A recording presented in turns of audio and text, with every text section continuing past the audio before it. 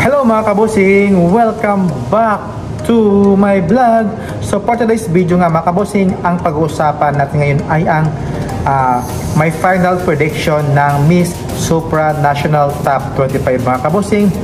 At syempre, before anything else mga kabusing, is nice ko muna kayong batiin na magandang umaga, magandang tanghali, magandang gabi. At syempre, dito sa bansang Bahrain is tanghali na nga mga kabusing. It's lunchtime na nga mga kabusing. So ngayon, nagugutom na nga ako ngayon mga kabusing. At syempre, mamaya-maya na ako la-lunch mga kabusing after kong mag-vlog dito sa shop namin mga kabusing. Kaya, grabe mga kabusing, ang matindi talaga makakalaban ng pambato natin na si Tara Valencia sa top 25 na ito mga kabusing, at maglalaban patungo makuha ang corona bilang isang Miss Supranational 2025. So, narito yung aking mga best of the best top 25 mga kabusing sa candidates ng Miss Supranational 2025 na kinabibilangan ni Angola, ni Argentina, ni Brazil, Costa Rica, Curacao, Czech Republic, si Dominican Republic, si Ecuador, si Germany, si Guatemala, at syempre si Hong Kong na nga. At syempre andyan talaga yung my favorite din na si Iceland na sobrang ganda. At andyan na nga si India. At syempre lumalaban din itong si Indonesia mga kabosing. Si Malaysia andyan, pinasok ko sa top 25. Si Myanmar naman, pinasok ko din siya.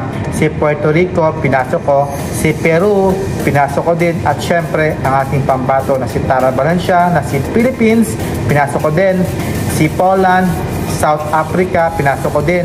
Si Spain, si United Kingdom, USA, at si Venezuela mga kabosing.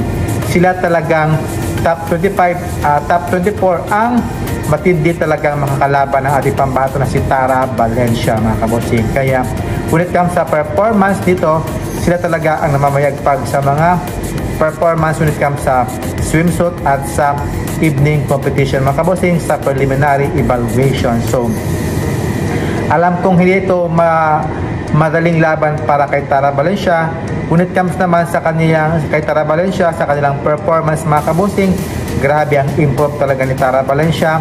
Yung sa swimsuit pa lang, todo bigay talaga si Tara Valencia mga kabusing. At syempre, yung kanyang evening reveal gown na sobra talagang ganda. At bumagay talaga ito kay Tara Valencia. Yung kanyang white and silver na gown na para siyang prinsesa na bumaba sa lupa, na bumaba sa langit hanggang sa lupa nga mga kabusing.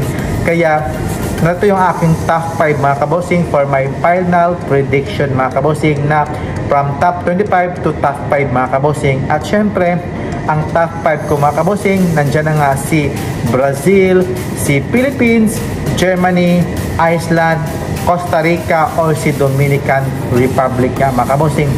Sila talaga yung 6 or 5 mga kabusing na mag-aagawan ng corona bilang isang Miss Supranational 2025. At syempre, huwag din nating iismulin itong si USA at saka si South Africa mga kabusing. Kasama din dyan si India at si Indonesia mga kabusing, at si Brazil.